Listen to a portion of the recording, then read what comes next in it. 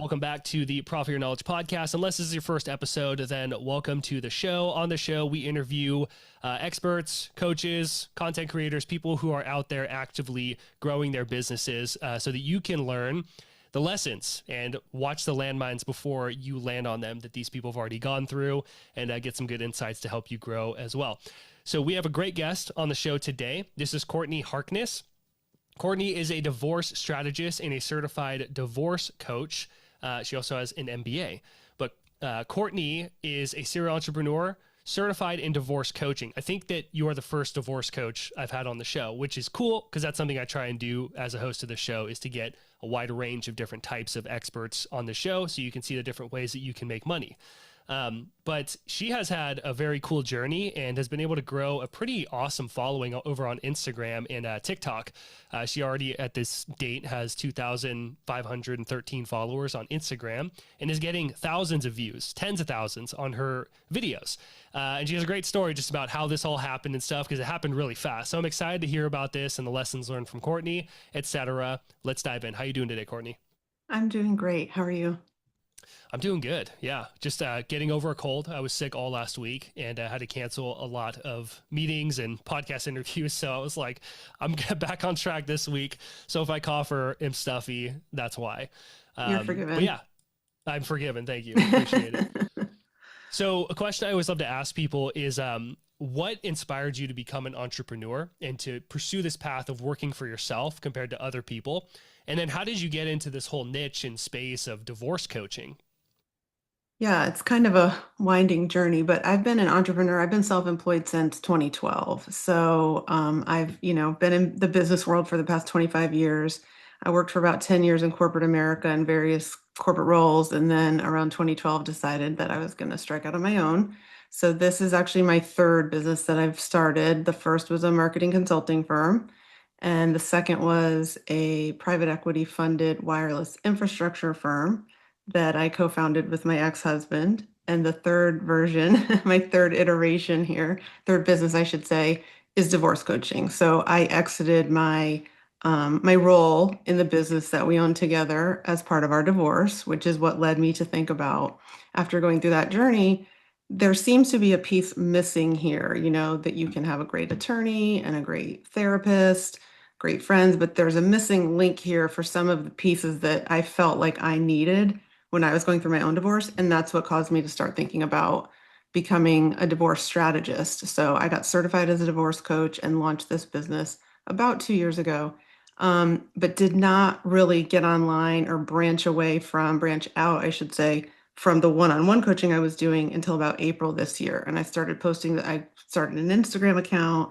I started posting content to Instagram and TikTok and have generated a lot more business that way. And it's also led me to learn that not everyone can necessarily maybe afford private one-on-one coaching. So I've developed other product offerings that hopefully can meet the needs of a broader audience.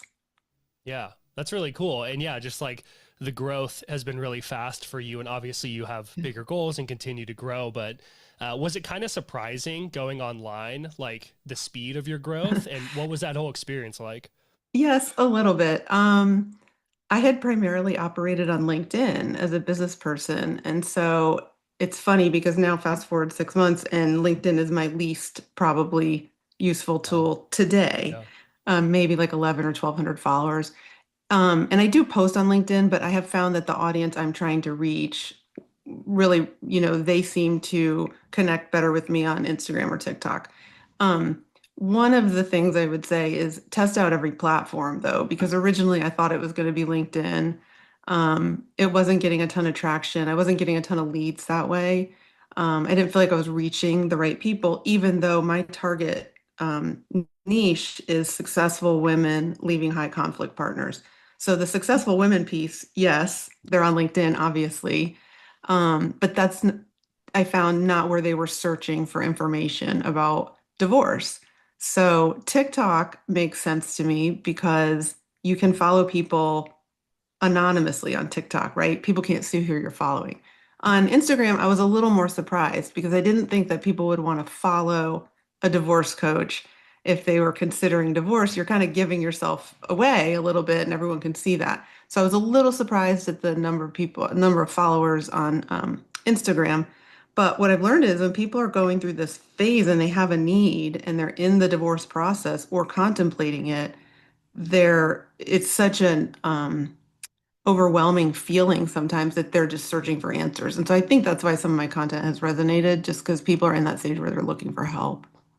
Yeah. So I think your story is kind of interesting because like you were growing multiple businesses and then you obviously went through a divorce and it was very challenging for you. And that's kind of what inspired you to become a divorce coach. So what exactly is a divorce coach? I'm just kind of curious. Yes. There's various forms of divorce coaching. I would describe myself as more of a divorce strategist. I think divorce coaching at its core is a thinking partner, right? So someone who is going to walk with you down that path and help you figure out everything from how do I find my attorney? What do I ask the attorney? When do I engage the attorney? Where should I live? What should I do about this? What about my job? And it's just having a thinking partner is the best way I can describe it. I take my practice one step further where I actually provide strategy and insights because I say divorce is a business deal and I help my clients treat it like one. So I do the thinking partner piece, yes, as a coach, but I also like to map out a very custom strategy when I'm doing one-on-one coaching. I like to make sure that my clients are leaving with an action plan and we're strategizing. So the way I work with clients typically is my signature program is a 90-day coaching program. So the first month is going to be emotional regulation, stabilization. Like, let's talk through all these emotional pieces of the divorce. Obviously, got to get a level set. You've got to get calm and somewhat detached from the emotional piece of the process, especially when you're dealing with a high conflict partner. And then in month two, we're strategizing. We're figuring out what are all the pieces? What does everything look like? Where do you have leverage? And I'm starting to get them to think about it like a business deal. So everyone has certain things on both sides of the table when you're doing a deal. And this is where my, 25 years of business experience comes in. And I like to help them identify what's your position and where do you have leverage. And then month three is execute. And that's typically where they're engaging the attorney or giving the attorney the green light to go ahead and take the next steps. And I'm walking them through the first month of that. And a lot of my clients choose to continue after the 90 days. They do additional monthly coaching with me just to have some additional support. But that's in a nutshell how I handle my private coaching. And then now I've just been trying to figure out what pieces of that are most useful to people and how can I package that in either a group coaching format or smaller video courses that people can get access to more easily. Yeah. Yeah, for sure. Yeah. I just, courses are so amazing. I mean, I just had a call with someone and private coaching wasn't in the books for him. And it's like, Mhm. that's fine. It's nothing against me because I have people who obviously do hire me privately. But he was really interested in my course, which covers everything that I do with my private coaching for the thing he was trying to get. And I Right. still got paid for that time because he ended Sure. up buying my course, which was great. Okay. Um, and then obviously the automation piece. I was sick all last week, but I was still making money. I made Right. like 2 grand throughout the week, and I was just like It's sick great. in Yeah. bed rotting, and I'm just like, Right. well, that worked out. That's cool. That's Um, great.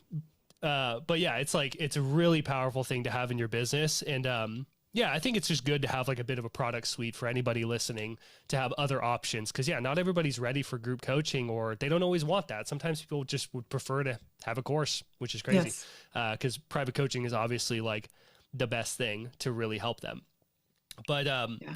with you, what has been well, I guess I'm kind of curious too, because you started your divorce coaching, you went through your whole training and got certified and everything. How did you kind of get the ball rolling? Now, something I know about you that I just want to shine a light on is that you do have a background in marketing.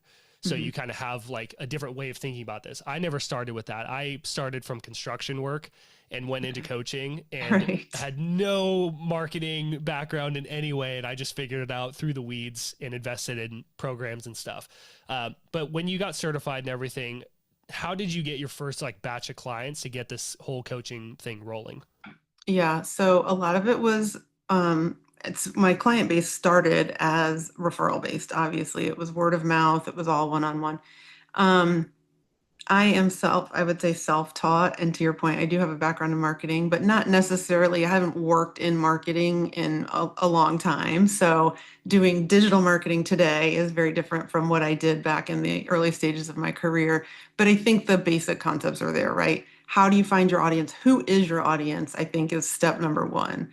And I think that's maybe where a lot of people like skip over that step, but really, and don't be afraid to narrow it down into a very defined niche. And that's hard for me, even as someone with a marketing background who knows that's what you're supposed to do. Right. I think a mistake that people make is they think, but then I'm going to cut people out. So if I say, for example, I work with successful women, well, oh my gosh, does that mean I don't work with men? No, of course. And actually, I do have male clients, but they reach out to me because my messaging resonates with them, and they say, "Hey, I feel like you're talking exactly to me, but you're saying women. Do you work with men?" It doesn't preclude you from getting business outside of your niche, but I think it's really important to start with a defined niche and make it as narrow as possible. And you can always evolve, right?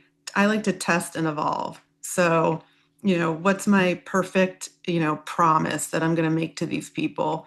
When they hear about me, I have to be solving a problem for them. That's also, kind of marketing 101 is what is the problem I'm going to solve for you? And it's not really about me or my background or what I can do for you. It's like, what is your problem and how am I going to fix that for you?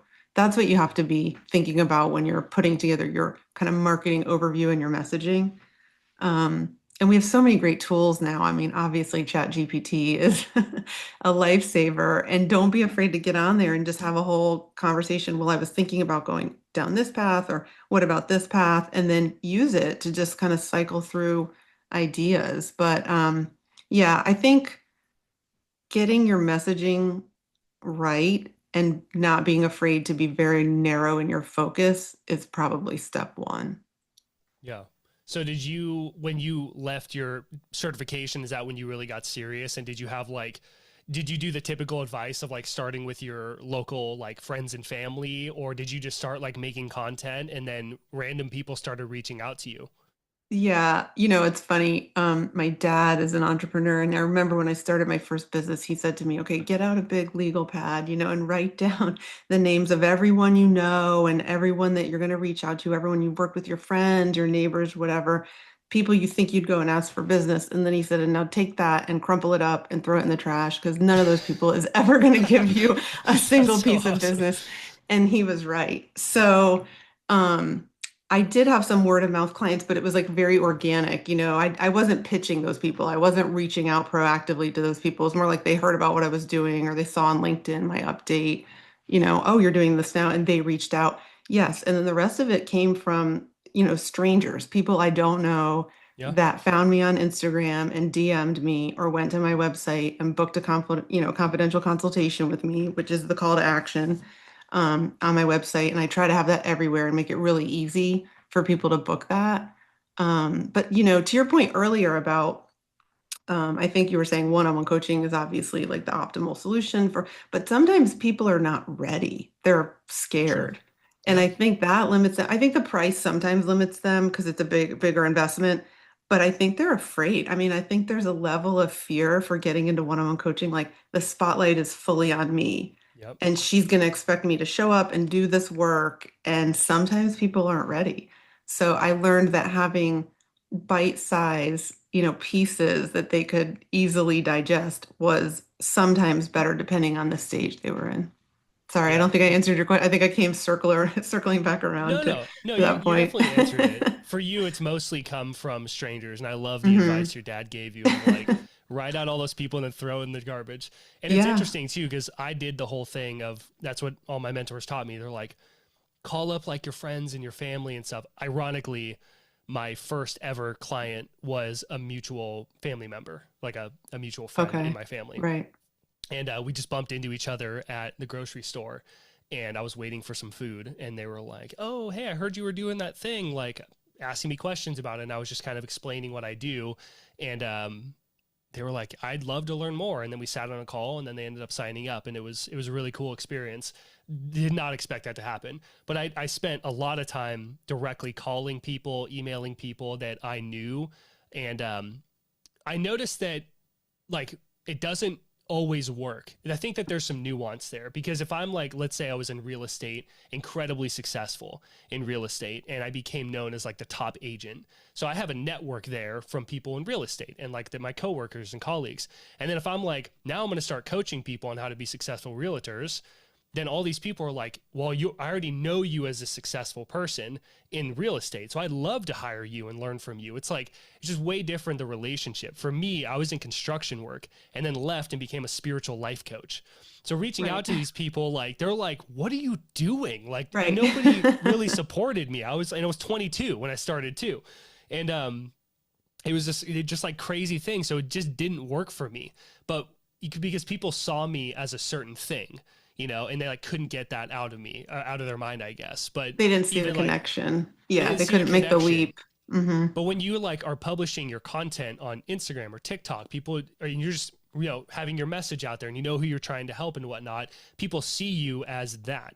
And then you're this professional and this like expert on this topic. So then you're just like viewed, you're positioned as an authority in this space. And I think that that's like the positioning as more of an authority, quote unquote, which people don't like that term all the time, but like just an expert and someone who really knows what they're doing. And like, this is what you do. It's just the positioning I think is so big. And that's where that can kind of backfire, is reaching out to that private network.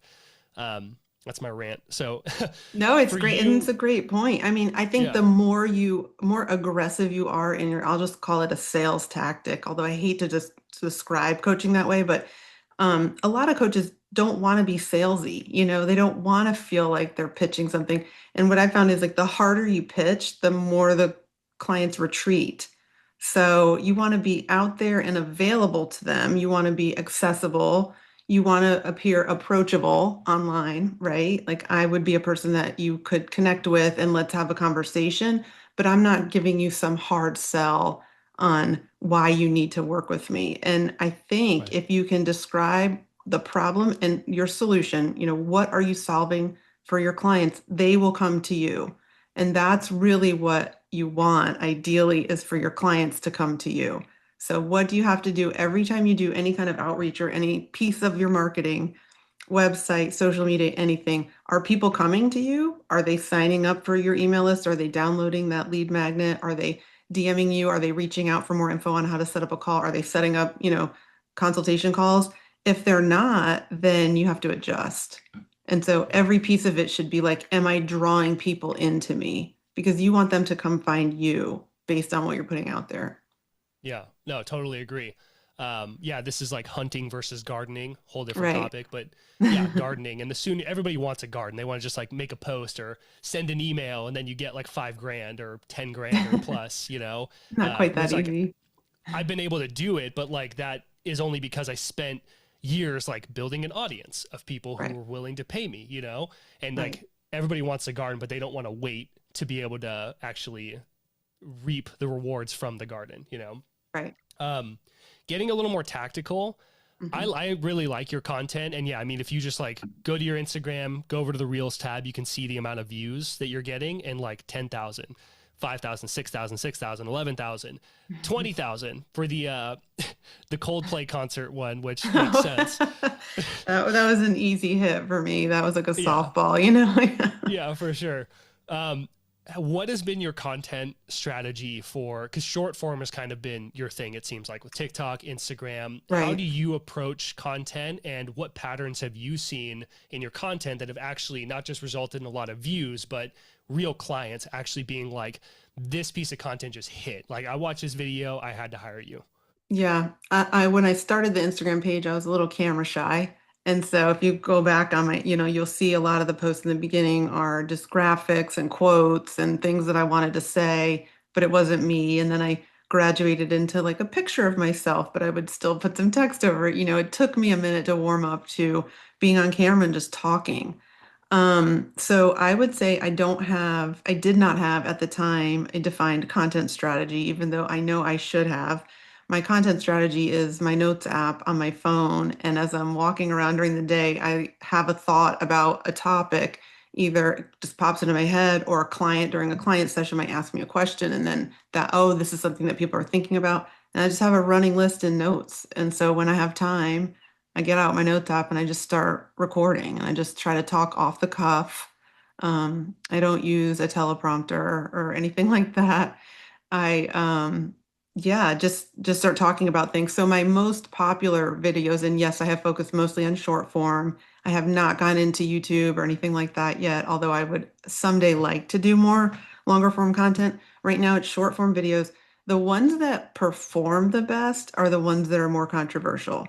The ones that bring me the most client leads are a little more low key. Mm, So I think you have to have a mix. So I get a lot of comments on things like, um, ladies, you should have a secret bank account. I have a post like that. And obviously that drew in a lot of people who are like, what about men? Should men have? And I'm like, yeah, of course. If you feel like you need one and you have a financially controlling partner, yes. But that's not the headline they took away. They took away like this lady's telling people to kind of hide money from their spouse. That's right. obviously very controversial. So that video got a ton of views, a ton of comments. It was more controversial. I don't think I got as many leads from that, but I got a lot more views. And then the ones that tend to bring me in, or if I can track it back to a specific piece of content, it's typically the more mundane, like turn off your phone notifications, or how do you select your attorney, or don't walk into court until you've done this, like very kind of more basic divorce 101 Oh, stuff. Those tends to, so I think you have to sprinkle in. I think you need to go for some controversial, if you have a point of view, express it, be ready to defend it, and then pepper that in with, most of your content being kind of practical, smaller pieces of advice that relate directly to what you do in your coaching. yeah. Speak to the core problem. Well, I Hmm. love the notes app idea because I do that with mostly email. Like when I walk my dog or something, or I'm driving my car. Hmm. Don't hate me. I use Siri, but I'll be like, hey, write a note about this. And I just kind of like word it out and just do like a brain dump of the Yeah, idea that I have. Sometimes I'm listening to a podcast and I'm like, my brain's going crazy because I'm like, oh man, like that's so good. And that ties to this. And then I have my own idea from that nugget.